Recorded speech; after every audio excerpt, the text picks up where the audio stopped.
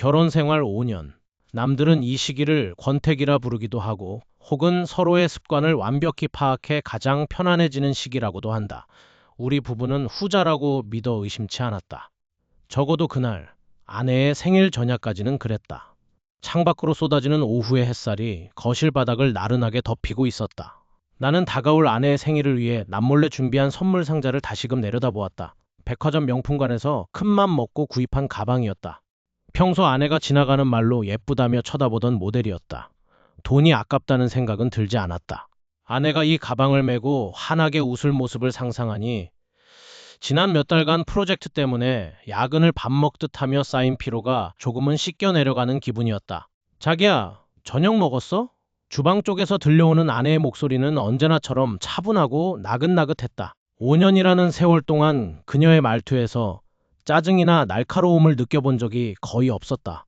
때로는 그 평온함이 너무 비현실적으로 느껴져. 나는 나도 모르게 아내가 정말 나를 사랑하는 걸까, 혹은 이 평화가 진짜일까 하는 쓸데없는 의심을 하곤 했다. 예민한 내 성격 탓일지도 모른다. 하지만 아내는 그런 나조차도 부드럽게 감싸 안았다. 적어도 겉으로는 그랬다. 나는 거실 탁자 아래 깊숙이 가방 상자를 밀어 넣었다. 모레 아침 침대 맡에 이 상자를 놓아둘 생각을 하니 가슴 한구석이 벅차올랐다. 거실로 걸어 나온 아내가 다가와 내 어깨를 부드럽게 주물렀다. 오늘따라 표정이 밝네? 무슨 좋은 일 있어?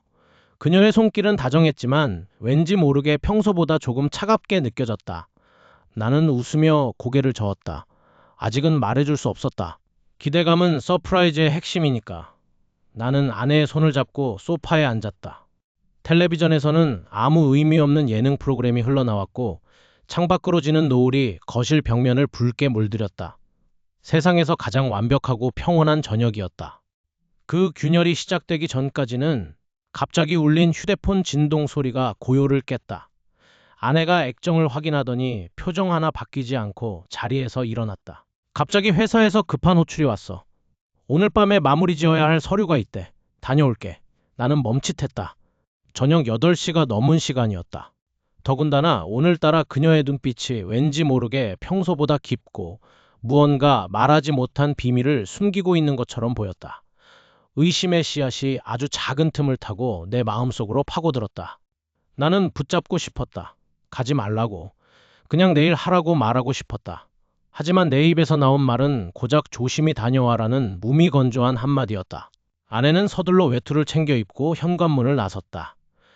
평소라면 차를 두고 택시를 타라고 했을 텐데 오늘따라 내 차를 가져가겠다고 했다. 주차장에 차 빼기 귀찮아서 그래. 그 짧은 말이 왜 이렇게 불길하게 들렸을까? 닫힌 현관문을 한참 동안 멍하니 바라보았다. 5년의 신뢰가 순식간에 흔들리기 시작했다. 그녀가 나간 뒤 집안은 비정상적일 정도로 조용했다. 나는 소파에 주저앉아 텔레비전 소리를 줄였다. 시계 초침 소리가 귀를 찔렀다. 1시간, 2시간, 시간이 흐를수록 내 예민한 신경은 곤두섰다. 정말 회사에 간 걸까? 머릿속에서 5만 가지 상상이 꼬리에 꼬리를 물고 이어졌다. 가방 선물은 완벽한 타이밍에 그치지 못하고 내 의심의 도화선이 되어버린 것 같았다. 자정이 넘어서야 엔진 소리가 들렸다. 나는 벌떡 일어나 창가로 다가갔다. 차가 주차장에 멈추고 아내가 차에서 내려 현관으로 걸어오는 모습이 보였다. 나는 현관문 앞에 서서 숨을 죽였다. 문이 열리고 아내가 들어왔다. 그녀는 아무 일 없었다는 듯 평온한 얼굴로 미소 지었다. 늦어서 미안해. 일이 좀 많았어. 그녀가 다가오자 나는 흠칫 뒷걸음질 쳤다. 훅 끼쳐오는 냄새 때문이었다. 단순히 외부의 냄새가 아니었다. 좁은 차 안을 가득 채웠을 것이 분명한 아주 진하고 낯선 남자의 스킨 향수 냄새가 그녀의 옷깃에서 진동하고 있었다. 마치 누군가 내 차 안에서 담배를 피우거나 향수를 뿌린 것처럼 그 냄새는 너무나 선명하고 짙어서 내 코끝을 찔렀다. 아내의 차분한 얼굴 뒤로 방금까지 내가 상상조차 하지 않았던 무언가가 겹쳐 보였다. 나는 그 냄새를 맡으며 내 안에 무언가가 서서히 무너져 내리는 것을 느꼈다. 평온했던 5년이라는 시간은 참으로 기묘하다. 그 시간 동안 나는 아내를 온전히 다 안다고 믿어왔으니까. 하지만 요즘 들어 집안의 공기가 조금씩 아주 미세하게 뒤틀리고 있다는 것을 느낀다. 아내는 여전히 예전처럼 아침을 차려주고 웃으며 출근하는 나의 뒷모습을 배웅한다. 겉보기엔 완벽한 일상이지만 그 속에서 나는 자꾸만 균열을 발견하게 된다. 며칠 전부터 아내의 휴대폰을 대하는 태도가 눈에 띄게 달라졌다. 화장실에 갈 때도, 심지어는 잠시 거실에서 물을 마실 때도 아내는 휴대폰을 마치 자신의 신체 일부인 양 항상 손에 쥐고 다녔다. 예전에는 식탁 위에 아무렇게나 던져두던 휴대폰이 어느샌가 항상 화면이 바닥을 향하도록 뒤집혀 있었다. 처음엔 그저 대수롭지 않게 넘기려 했다. 누구나 프라이버시는 있는 법이니까. 그렇게 스스로를 다독였지만 의심이라는 씨앗은 한번 뿌려지면 무서운 속도로 자라나는 법이다. 어제 저녁 퇴근하고 돌아온 아내의 모습은 유독 피곤해 보였다. 평소라면 오늘 하루는 어땠냐고 먼저 물어왔을 텐데 그녀는 현관문을 열자마자 가방을 대충 내려놓고는 곧바로 욕실로 들어가 버렸다. 욕실에서 물소리가 들리는 동안 나는 거실에 앉아 멍하니 벽을 바라보았다. 왠지 모를 서늘함이 등줄기를 타고 흘렀다. 잠시 후 씻고 나온 아내에게 조심스럽게 다가가 물었다. 오늘 무슨 힘든 일 있었어? 얼굴이 많이 안 좋아 보여. 아내는 내 눈을 바로 마주치지 못한 채 머리를 말리는 데 집중하며 짧게 대답했다. 아니, 그냥 일이 좀 많았어. 피곤하네. 그게 전부였다. 그녀의 목소리는 평소처럼 차분했지만 어딘가 모르게 내 질문을 회피하려는 기색이 역력했다. 예전 같았으면 오늘 있었던 시시콜콜한 일들을 이야기하며 웃어주었을 사람인데 지금은 마치 벽을 하나 사이에 두고 대화하는 기분이었다. 그뿐만이 아니다. 며칠 전 아내의 차를 빌려 탔을 때의 일이다. 조수석에 앉자마자 코끝을 찌르는 낯선 향수 냄새가 났다.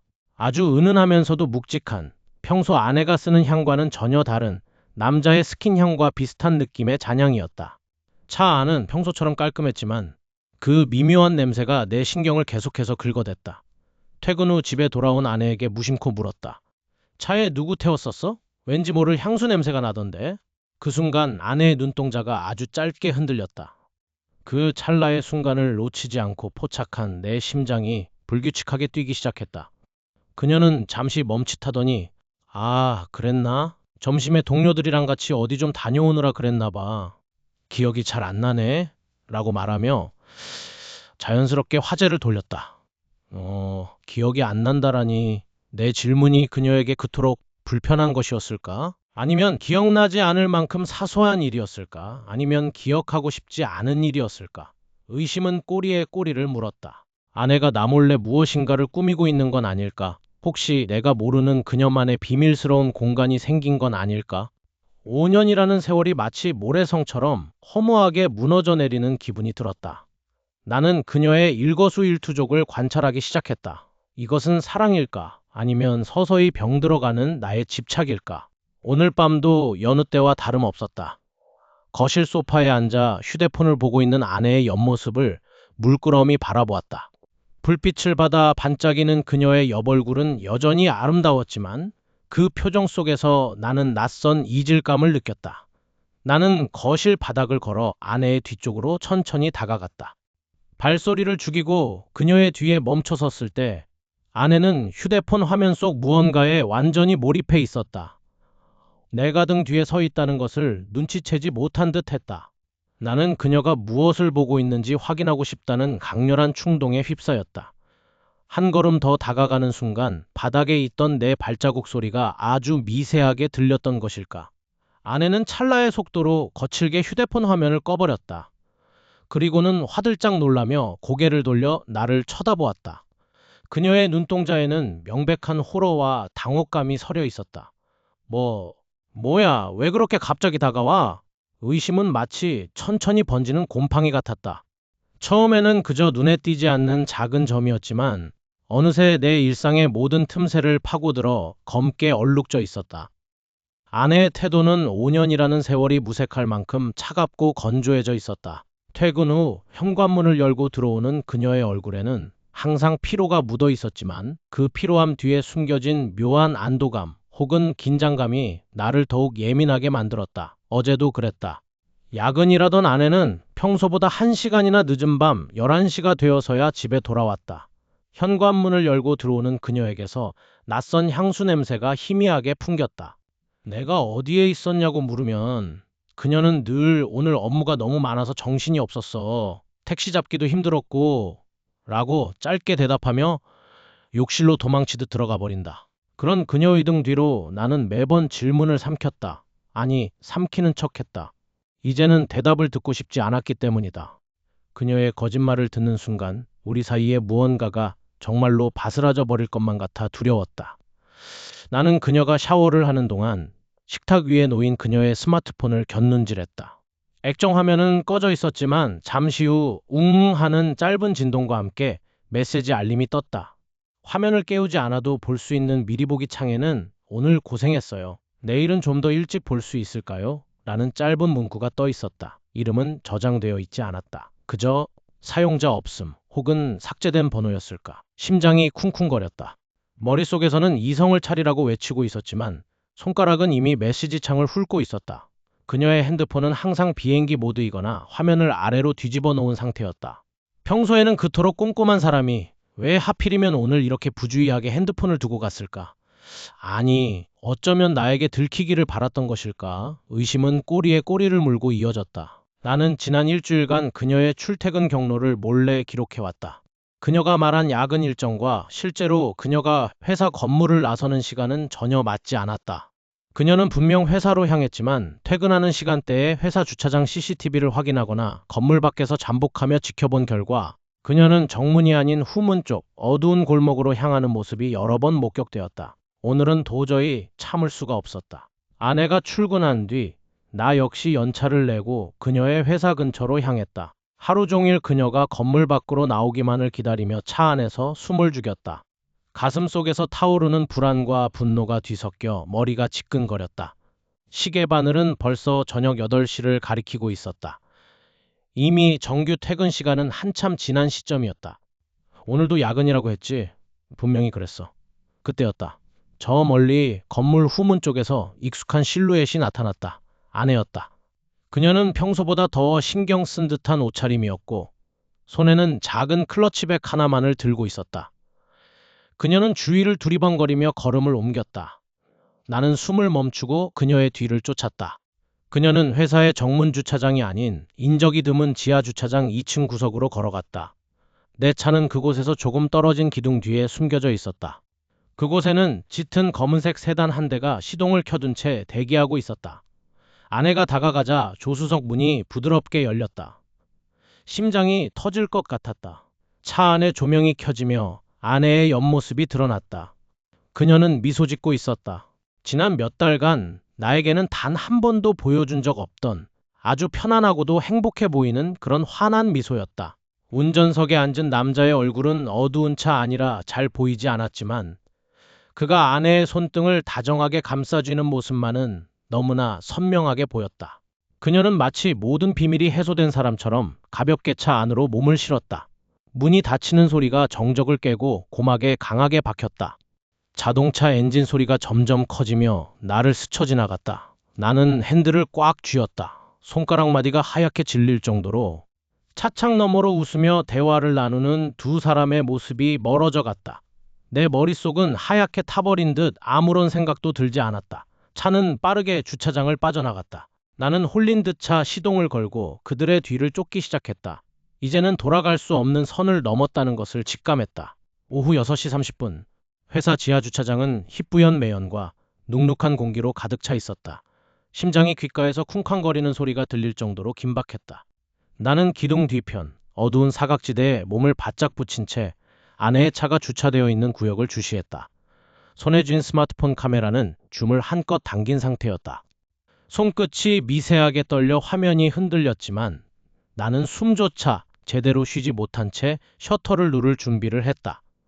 얼마 지나지 않아 낯익은 아내의 차가 주차장 입구로 들어섰다. 그녀는 익숙한 솜씨로 주차칸에 차를 댔다. 그런데 차 문이 열리고 아내가 내리자마자 옆좌석에서 웬 낯선 남자가 함께 내리는 것이 아닌가. 머릿속이 하얗게 전멸했다. 아내는 평소처럼 차분한 표정이었지만 평소 나를 대할 때와는 미묘하게 달랐다. 남자는 훤칠한 키에 짙은 남색 코트를 입고 있었다. 내가 단 한 번도 본 적 없는 사람이었다. 둘은 주차장 기둥 사이에서 잠시 멈춰 섰다. 남자가 무언가 재미있는 이야기를 건네자 아내는 입가에 옅은 미소를 띠며 고개를 끄덕였다. 그때였다. 남자가 자연스럽게 손을 뻗어 아내의 어깨를 가볍게 툭 치며 마치 친밀한 연인들만이 공유할 수 있는 깊은 눈빛을 보냈다. 아내는 그 손길을 거부하지 않았다. 오히려 자연스럽게 그 남자의 시선에 화답하듯 고개를 살짝 기울였다. 저 새끼가 도대체 누구야? 입안에서 비릿한 맛이 돌았다. 등줄기를 타고 식은땀이 흘러내렸다. 5년 동안 단 한 번도 본 적 없는 저토록 다정한 아내의 얼굴. 집에서는 항상 피곤에 찌든 표정으로 나를 밀어내던 그녀가 저 남자 앞에서는 꽃처럼 활짝 피어 있었다. 사진을 찍는 내 손가락이 경련을 일으켰다. 찍힌 사진 속 두 사람의 모습은 너무나 선명해서 오히려 비현실적으로 보였다. 저 남자가 누구인지, 그들이 무슨 관계인지, 왜 지금까지 나를 속여왔는지 질문들이 머릿속에서 엉망진창으로 얽혔다. 질투심보다는 배신감보다는 참을 수 없는 분노가 전신을 지배했다. 더 이상 숨어서 지켜볼 이유가 없었다. 나는 결심했다. 여기서 모든 것을 끝내야겠다고. 이 모호하고 지저분한 관계의 실체를 오늘 당장 내 눈으로 똑똑히 확인해야겠다고 말이다. 남자가 차 뒤로 돌아가려 할 때 나는 주저없이 기둥 뒤에서 뛰쳐나왔다. 내 발소리에 아내의 어깨가 움찔하며 굳어지는 것이 보였다. 나는 성큼성큼 다가가 그들의 앞을 가로막았다. 내 그림자가 두 사람의 발치에 길게 늘어졌다. 남자는 당황한 기색으로 나를 올려다보았고 아내는 천천히 고개를 들어 나를 마주했다. 그녀의 눈빛은 놀랍도록 고요했다. 마치 내가 이곳에 나타날 것을 이미 알고 있었다는 듯, 혹은 내가 이토록 유치하게 굴 것이라는 점을 비웃기라도 하듯 차갑고 무미건조한 눈빛이었다. 그 평온함이 오히려 내 가슴을 더 갈기갈기 찢어놓았다. 나는 폰에 찍힌 사진을 그녀의 얼굴 바로 앞에 들이밀며 낮게 으르렁거렸다. 이게 다 뭐야? 설명해봐. 이 자식 누구냐고. 주차장의 공기는 순식간에 얼어붙었다. 아내는 여전히 아무런 대답이 없었다. 그저 나를 빤히 응시할 뿐이었다. 그 끔찍할 정도로 차분한 침묵 속에서 나는 이제 돌이킬 수 없는 강을 건넜다는 것을 직감했다. 현관문을 열고 들어오는 아내의 얼굴에는 피로가 가득했다. 하지만 나는 그 피로함마저 가식처럼 느껴졌다. 손에 든 가방을 내려놓기도 전 나는 거실 소파에 앉아 아내를 노려보며 참아왔던 분노를 쏟아냈다. 떨리는 손으로 휴대폰을 꺼내 오늘 낮에 찍은 사진을 내밀었다. 낯선 남자와 어깨를 맞대고 다정하게 웃던 아내의 모습이 선명했다. 이게 다 뭐야? 설명해봐. 매일 늦는 이유가 이런 거였어?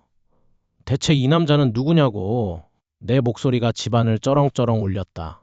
아내는 놀란 기색이 역력했지만 곧 차분하게 숨을 몰아쉬며 나를 바라보았다. 그녀의 눈빛은 당혹감보다는 무언가 단단히 결심한 듯한 침착함이 서려 있었다. 아내는 떨리는 손을 뻗어 가방 속에서 구겨진 종이 한 장을 꺼내 내 앞 탁자에 내려놓았다. 당신 오해하고 있는 것 같아서 말하는데 이거 봐. 나 당신 생일 선물 몰래 준비하느라 백화점 명품관을 몇 번이나 다녀온 줄 알아? 그녀가 내민 것은 내가 평소 눈여겨보던 브랜드의 가방 주문서였다. 날짜와 품목, 결제 내역까지 완벽했다. 나는 멍하니 서류를 바라보았다. 아내는 한숨을 짧게 내쉬며 말을 이어갔다. 사진 속 그 남자? 백화점 향수 코너 직원이야.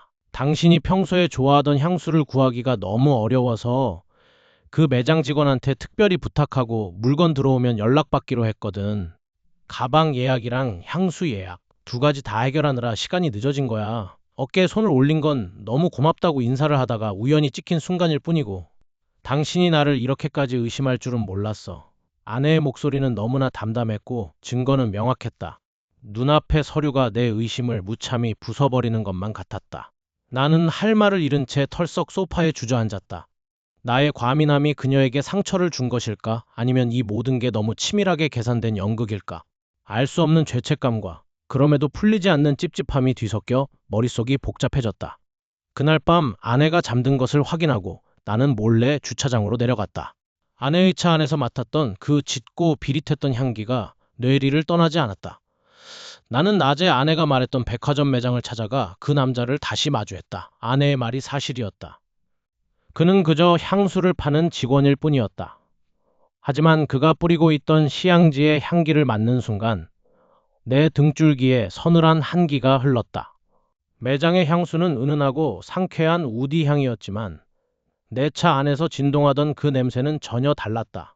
차가웠고 불쾌할 정도로 강렬했으며 무엇보다 전혀 다른 사람이 쓰는 것 같은 퇴폐적인 머스크 향이 섞여 있었다. 아내의 가방 주문서는 완벽한 알리바이가 되었지만 내 차 안의 그 기이한 잔향은 여전히 이 모든 설명에서 제외되어 있었다. 대체 왜 내 차에서는 전혀 다른 남자의 냄새가 나는 것일까? 어둠 속에서 나는 핸들을 꽉 쥐었다. 진실은 아직 내가 보지 못한 곳, 차가운 자동차 시트 깊숙한 곳에 숨어 있는 것만 같았다.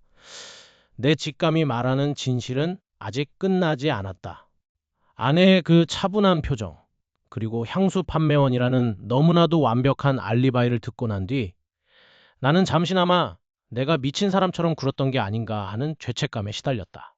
하지만 시간이 흐를수록 가슴 밑바닥에서부터 차오르는 찝찝함은 도저히 가라앉질 않았다. 무언가 잘못되었다는 본능적인 경고음이 귓가에서 떠나지 않았다. 나는 결국 마지막 수단으로 사설탐정사무소에 연락해 그 남자의 뒷조사를 의뢰했다.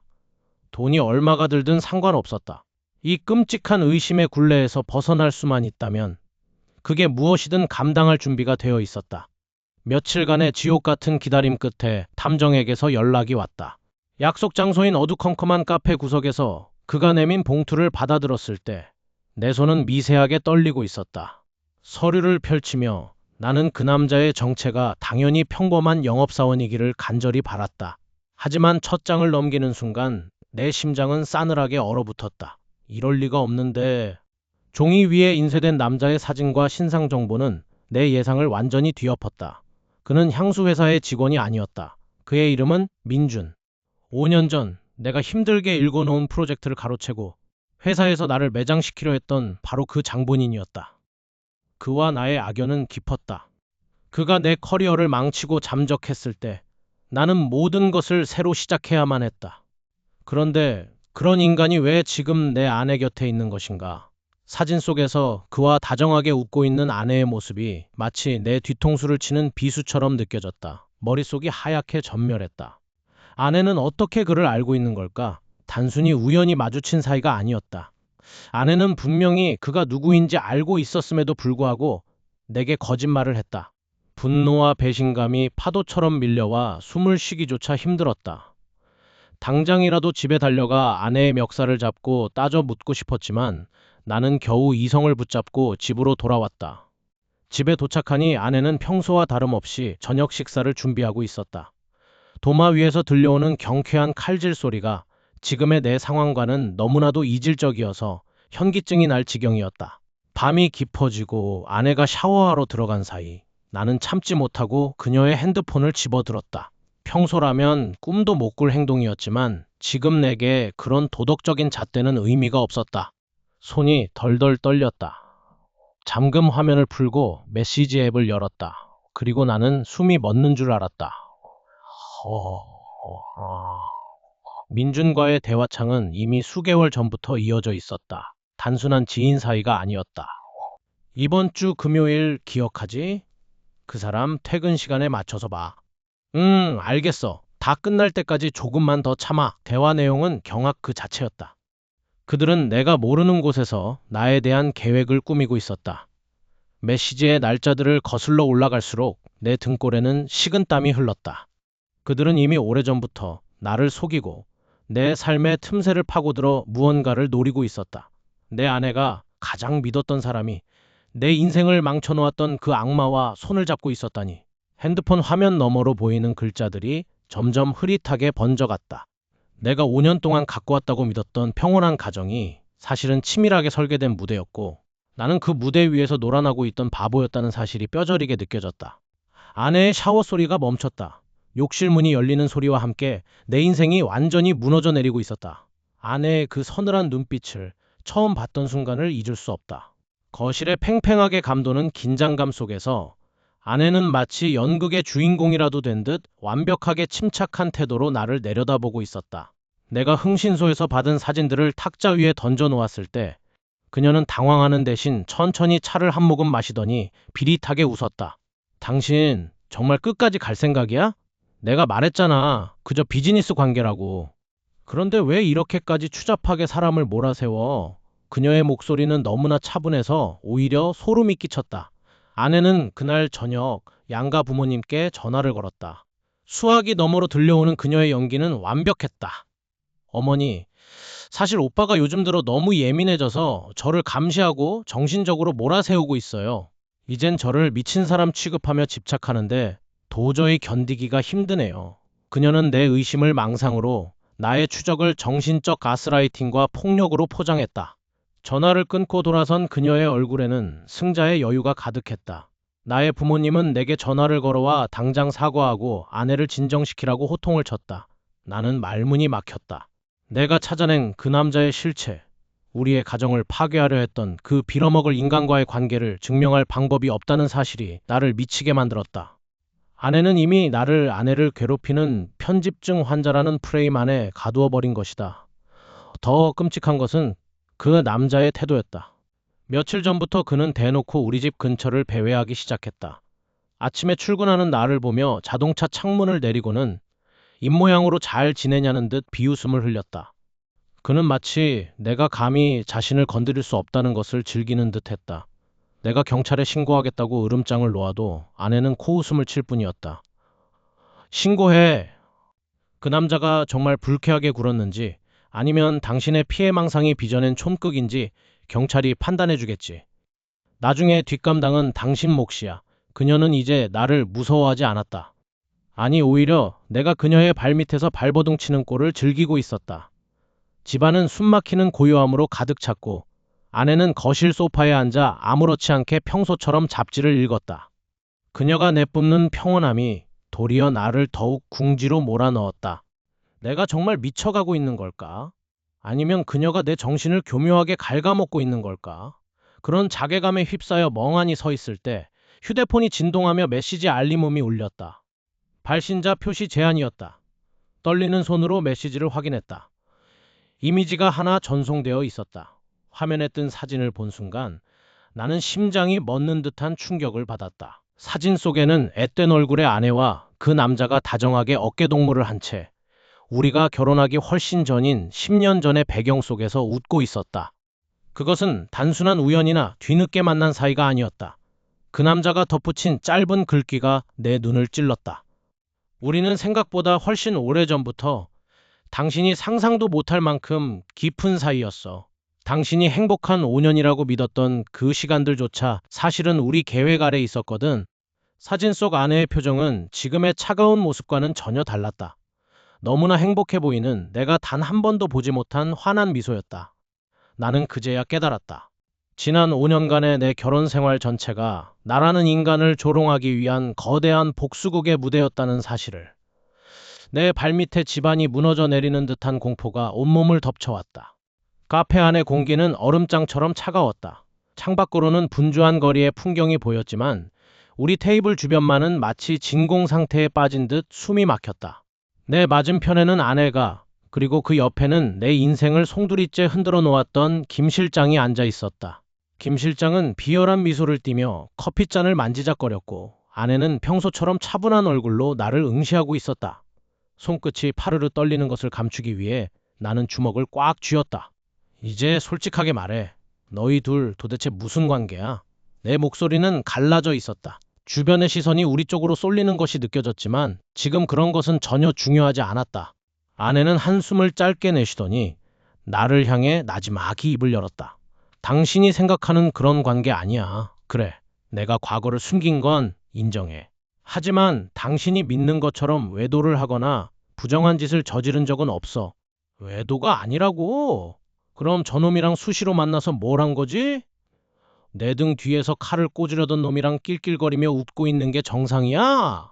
내 질타에 김 실장이 비웃음을 흘리며 끼어들었다. 그는 주머니에서 작은 수첩을 꺼내 테이블 위에 툭 던졌다. 그 안에는 내가 그토록 지키려 애썼던 우리 부부의 자산 명세와 투자 내역이 빼곡히 적혀 있었다. 내 눈이 커졌다. 저건 분명히 우리 집에만 보관하던 누구에게도 공개한 적 없는 서류들이었다. 정상인지 아닌지는 본인이 판단하겠지. 근데 말이야, 정우 씨, 당신이 그렇게 예민하게 굴면서 정작 소중한 걸 놓치고 있다는 생각 안 해봤어? 아내분이 나랑 뭘 공유하는지 정말 몰라서 물어? 김 실장의 말은 잔인할 정도로 여유로웠다. 나는 아내를 쳐다보았다. 그녀의 눈빛은 흔들림이 없었다. 그 평온함이 오히려 내게는 가장 큰 공포로 다가왔다. 아내는 차분하게 서류를 챙기며 말했다. 당신은 항상 의심만 했지. 내가 왜 이 사람을 만났는지, 왜 과거를 묻으려 했는지 단 한 번도 물어본 적 없어. 당신의 그 지독한 의처증과 의심이 우리를 여기까지 몰고 온 거야. 나는 도저히 이해할 수 없었다. 그녀가 왜 적과 손을 잡았는지, 왜 이런 식으로 나를 몰아세우는지 머릿속이 엉망진창이었다. 그런데 그때 김 실장의 휴대폰이 테이블 위에서 진동했다. 문자가 하나 도착했다. 화면이 살짝 켜지며 발신자가 노출되었다. 나는 무의식적으로 그 화면을 뚫어지게 쳐다보았다. 입금 완료, 계좌번호 확인 바람, 메시지 아래로 살짝 보이는 계좌 내역. 그것은 분명 아내의 명의로 되어 있던 우리 부부의 공동재산 통장이었다. 나는 피가 거꾸로 솟는 기분이었다. 아내는 나 몰래 자산을 옮기고 있었다. 그것도 내가 가장 증오하는 내 인생을 망쳤던 저 사기꾼의 개인 계좌로. 내 심장이 쿵 내려앉았다. 지금 이 순간 그녀가 말하는 과거를 묻기 위한 노력이라는 것이 단순한 대화가 아니라 내 모든 것을 저놈에게 넘겨주는 행위였다는 사실을 깨달았다. 그녀의 차분한 얼굴 뒤에 숨겨진 서늘한 계산이 내 목을 조여왔다. 나는 떨리는 손으로 테이블 위에 서류를 다시 훑었다. 내가 알지 못하는 이름으로 된 새로운 계좌들이, 그것도 김 실장의 명의와 연결된 채 줄지어 적혀 있었다. 어느덧 집안에는 정막만이 감돌았다. 거실 창가로 스며드는 오후의 햇살이 먼지처럼 흩어지는 풍경을 멍하니 바라보고 있었다. 5년이라는 시간, 우리의 기억이 층층이 쌓여있던 이 공간이 이제는 그저 낯선 타인의 집처럼 느껴졌다. 식탁 위에는 어제 우리가 나눈 마지막 대화의 찌꺼기들이 남아있는 듯했다. 아내는 평소처럼 차분한 표정으로 짐을 정리하고 있었고, 나는 그 뒷모습을 보며 이제는 더 이상 아무런 감정도 느끼지 못하는 나 자신을 발견했다. 분노도 슬픔도 아니었다. 그저 긴 소모전을 끝내야 한다는 명확한 결론만이 머릿속을 지배하고 있었다. 그 남자, 우리의 과거를 짓밟고 이제는 현재의 터전까지 침범하려 했던 그 존재가 누구였든 이제는 더 이상 중요하지 않았다. 그가 내뱉던 비웃음 소리와 아내의 그 알 수 없는 차가운 눈빛이 환청처럼 귓가를 맴돌았지만 나는 이제 그 소용돌이에서 걸어 나오기로 마음먹었다. 복수라는 이름으로 서로를 갉아먹는 이 지옥 같은 일상. 그 끈질긴 의심의 굴레에서 벗어나는 것만이 유일한 구원이었다. 짐을 싸는 내 손길은 놀라울 정도로 정갈했다. 옷가지 하나, 책 한 권을 챙길 때마다 지난 5년간의 허상들이 하나씩 무너져 내리는 기분이었다. 아내는 내가 떠날 준비를 하는 것을 알면서도 끝내 나를 붙잡지 않았다. 그녀는 마지막까지도 그 비밀을 지키려 애쓰는 것일까, 아니면 이미 모든 것을 놓아버린 것일까? 대답을 구할 필요도 없었다. 나는 서랍 깊숙이 넣어두었던 결혼 반지를 꺼내 테이블 위에 놓았다. 차가운 금속이 탁자에 부딪히며 내는 경쾌한 소리가 오늘따라 유난히 크게 들렸다. 이게 우리 결말이야. 내 짧은 혼잣말에 아내는 잠시 멈칫했지만 돌아보지는 않았다. 그 등 뒤로 흐르는 서늘한 공기만이 그녀가 느끼는 복잡한 심경을 대변하는 듯했다. 나는 현관문을 열었다. 밖으로 나가는 순간 낯설지만 상쾌한 바람이 얼굴을 스치고 지나갔다. 뒤도 돌아보지 않고 아파트 단지를 빠져나오며 나는 깊은 숨을 내쉬었다. 이제는 누군가를 의심하기 위해 밤을 지새울 필요도, 거짓과 진실 사이에서 줄타기를 할 필요도 없다. 온전히 나만의 시간, 나만의 공간으로 돌아가는 길은 무겁지만 홀가분했다. 텅 빈 새 거처에 짐을 풀고 앉았을 때 비로소 나는 내가 오랫동안 잃어버렸던 평온이 무엇이었는지 깨달았다. 하지만 가끔은 이런 생각이 든다. 우리가 보냈던 그 수많은 시간들이 정말 전부 다 거짓이었을까? 그 차분했던 아내의 미소 속에는 정말 단 한 줌의 진심도 없었던 걸까? 그 남자가 흘렸던 그 묘한 정보들은 과연 무엇을 의미하는 것일까? 의심은 꼬리에 꼬리를 물고 나를 다시 쫓아온다. 나는 자유를 선택했지만 동시에 과거의 파편들이 남긴 거대한 물음표를 가슴에 묻고 살아야 하는 처지가 되었다. 묻고 싶다. 당신에게 묻고 싶다. 만약 당신이 지금껏 쌓아온 모든 신뢰가 낱낱이 해체되고 그 자리에 감당할 수 없는 비밀들이 켜켜이 쌓여가는 현실을 목도한다면 당신은 어떻게 할 것인가? 아무것도 모르는 척, 그저 껍데기뿐인 일상을 연기하며 상대를 증오로 갚아줄 것인가? 아니면 모든 것을 뒤로하고 매정하게 돌아설 것인가? 혹은 그 모든 진실의 끝까지 발을 들여놓아 결국은 파멸에 이를지라도 그 마지막 한 조각의 진실을 기어코 확인하고 말 것인가? 당신이라면 정말로 이 지독한 사랑의 굴레를 끊어낼 수 있겠는가?